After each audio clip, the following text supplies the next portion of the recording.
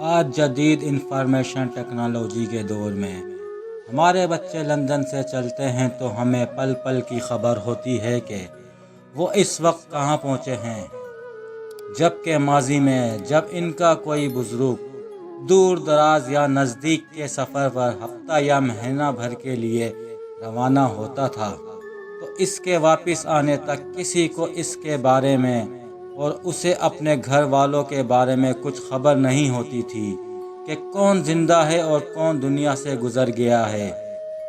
ہمارے دادا بتاتے ہیں کہ ڈھول کی بھی ایک زبان ہوتی تھی۔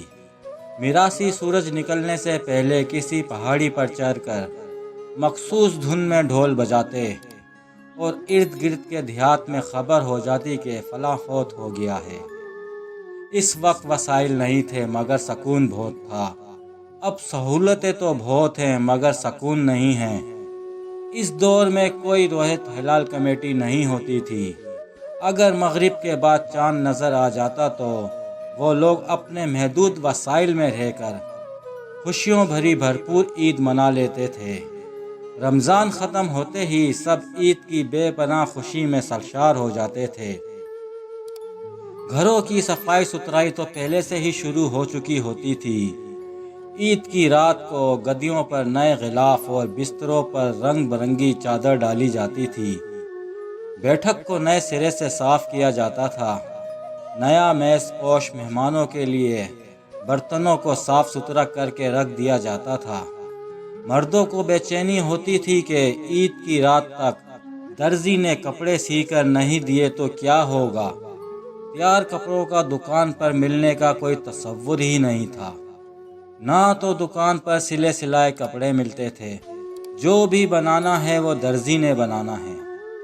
اور عید والے دن سب سے زیادہ ٹینشن اپنے کپڑوں کی ہوتی تھی کہ وہ درزی سے ملیں گے بھی کہ نہیں، اور عید کی رات تک درزی بیچارے کی جان پر بنی ہوتی تھی اور آخرکار وہ سوٹ مل ہی جاتا تھا۔ اور اب خاتون خانہ کے استری کا امتحان ہوتا تھا۔ مردانہ کپڑے استری کرنا بھی ایک کمال ہوتا تھا۔ سب گھر والوں کے کپڑے استری کر کے الماری کے اندر رکھ دیے جاتے تھے۔ چاند رات کہنے کا ابھی کوئی رواج نہیں ہوا تھا۔ عید کی رات یا عید والی رات ہی اس آج کے چاند والی رات کا نام تھا۔ آج لوگ چاند رات کہتے ہیں مگر اس وقت چاند رات کہنے کا کوئی رواج نہیں تھا، بس عید والی رات ہوتی تھی۔ آخری روزہ کھلتے ہی چھتیں آباد ہو جاتی تھی اور نظر مغرب کی سمت آسمان کی لالی کے اوپر جس کی جتنی تیز نظر ہوتی اس کی واہ واہ ہوتی۔ یہ وہ معصومانہ زمانہ تھا جب رویت ہلال کمیٹی کا کوئی وجود نہیں تھا۔ نہ تو دو دو روزے ہوتے تھے اور نہ ہی دو دو عیدیں، بلکہ اس قسم کی باتوں سے نیک شریف اور سادہ دل لوگ کوسوں دور تھے۔ چاند خود دیکھتے تھے اور روزہ رکھتے تھے اور عید بھی چاند کو دیکھ کر کرتے تھے۔ چاند بھی ایسا پیارا کہ نظر آ جاتا تھا۔ کبھی ایسا نہیں ہوا تھا کہ سرکاری دوربینوں کا محتاج ہو جائے اور عام آدمی عورت یا بچے کو نظر نہ آئے۔ ہماری ماں چاند پر نظر پڑتے ہی دعا کے لیے ہاتھ اٹھا دیتی تھی اور پھر مسجد میں اعلان شروع ہو جاتا تھا۔ لڑکیاں اپنے ہاتھوں پر مہندی گھروں کے اندر ہی لگاتی تھی۔ اس دور میں بیوٹی پارلر اور مہندی ڈیزائنر نہیں تھے، بلکہ 2 گھنٹے سے ہی اس کو گھول کر رکھ دیا جاتا تھا اور ہاتھوں اور پاؤں پر بالکل سادہ طریقے سے مہندی لگائی جاتی تھی۔ نہ تو اس دور میں پھول پتیاں یا مختلف قسم کے ڈیزائن بنائے جاتے تھے، مگر پھر دور بدلا۔ وہی لڑکیاں بیوٹی پارلر اور مہندی ڈیزائنر کے پاس مہندی لگوانے کے لیے جانے لگیں۔ ماں اصلی گھی کا تڑکا لگا کر سوئیاں تیار کر لیتی تھی۔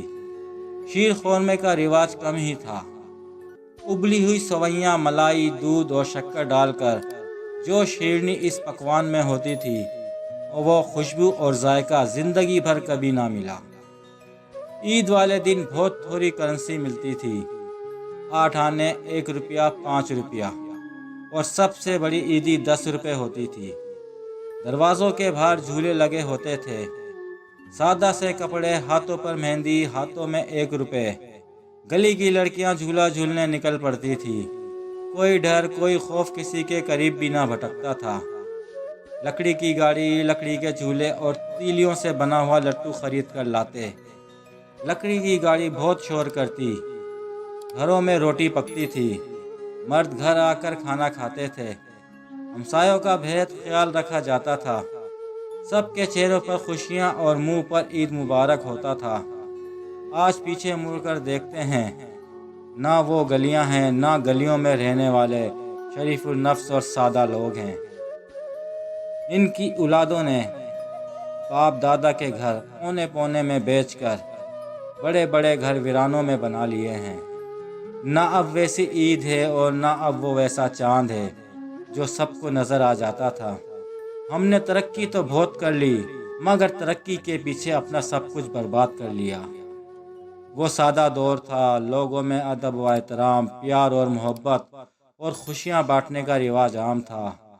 وہ دور کیا ہی سادہ دور تھا، نہ جانے کہاں چلا گیا وہ دور۔